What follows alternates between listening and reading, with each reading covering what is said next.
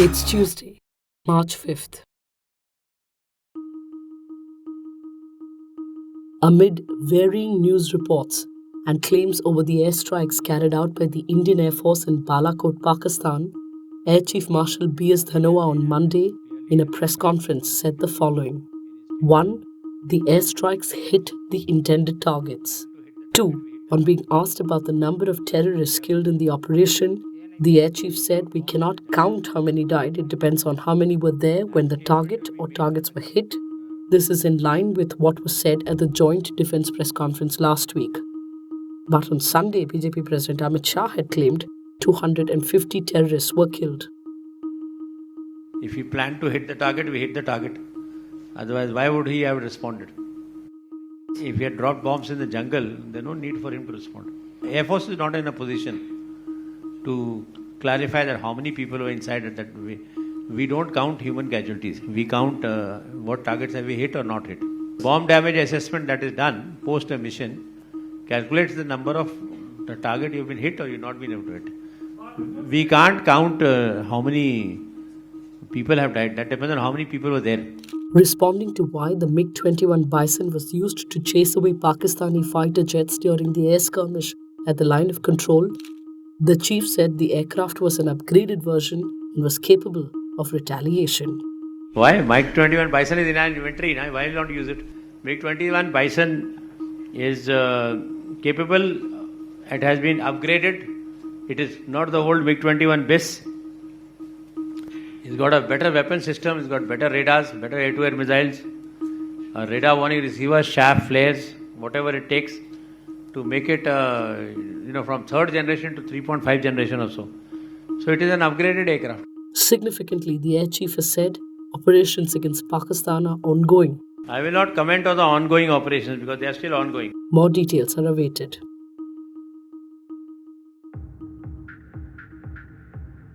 Ashok Khimki, the bureaucrat who first gained prominence when he probed alleged irregularities in land deals involving then Congress President Sonia Gandhi's son-in-law Robert Vadra in then Congress-ruled Haryana, has been transferred once again, this time by the BJP government. In fact, Khimki has been transferred 6 times since the BJP government came to power in the state in 2014. In his 27 years of service, Ashok Khimki has been transferred over 50 times. No reason was mentioned in the transfer order issued by the Chief Secretary, as per the Indian Express.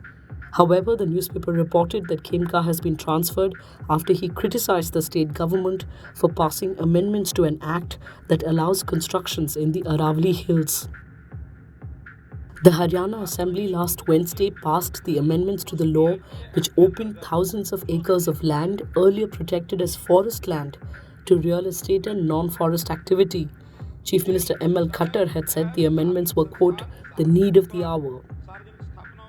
The Supreme Court had last Friday criticized the state government for passing the amendments, calling the decision shocking. The court directed the Khattar government not to implement the law. The Haryana government recently also reversed an order issued by Khimki in which he had withdrawn the consolidation process of 3,184 acres of land in Faridabad's Kot village after an inquiry found that 2,565 acres of the land was on the Aravalli Hill area.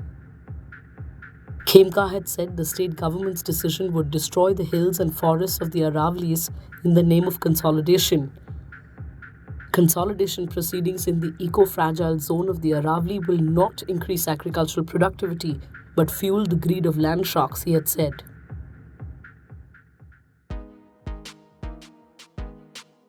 In case you missed it, ISIS brides, as they are being called, have been in the news.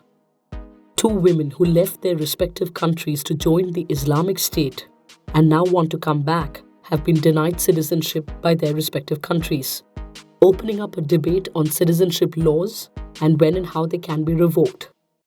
In the United States, parents of 24-year-old Alabama resident Hoda Mutana, who left to join the ISIS over 4 years ago, are now suing the government for refusing to allow her or her infant son entry into the United States. Nearly 4 years ago, after entering ISIS-held territory, Mutana posted an image of her American passport with the caption, "Bonfire soon," on Twitter. Now, her father, Ahmed Ali Mutana, in a lawsuit against the government, is seeking, quote, injunctive relief, preventing the government from unconstitutionally robbing Mutana and her son of their rights as United States citizens, and submits that Mutana is willing to undergo all and any criminal proceedings.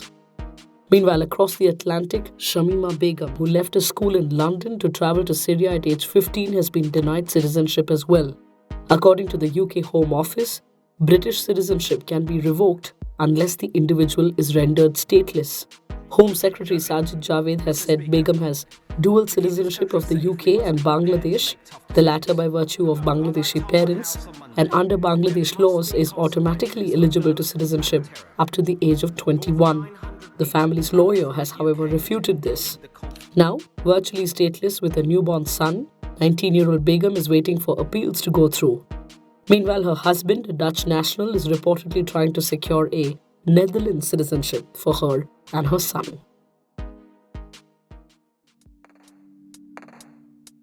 现场的各位朋友，大家好，欢迎来到新华社。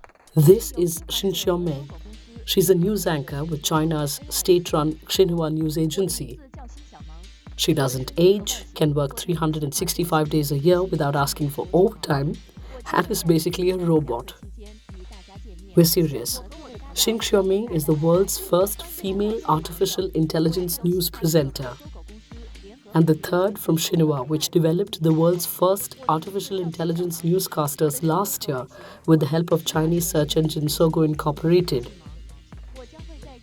It all started in 2017 with Xinhua's first AI reporting intern, 3.9-foot-tall Inspire, who was tasked with interviews during the 2 sessions of the annual Chinese Political Conference on Economic and Social Policy. With a rather infantile Mandarin voice and a slightly disconcerting English baritone, we are now in the newsroom for China's annual 2 sessions. Inspire took about 2 seconds to process questions and was the first step towards this. These humanoid robot newscasters, one for English and one for Mandarin, were launched at last November's World Internet Conference and are modeled on real Xinhua newscasters. Capable of standing up, gesticulating, and reading text typed into their systems, these AI anchors join a league of robots across industries.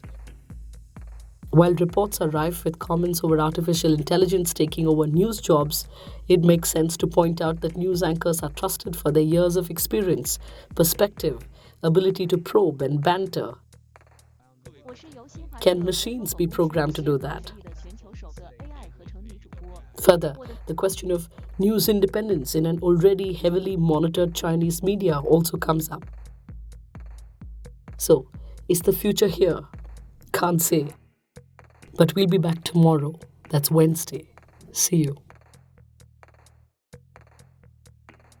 Love your morning fix? Help support our journalism. Subscribe to Scroll Plus using the link in the description.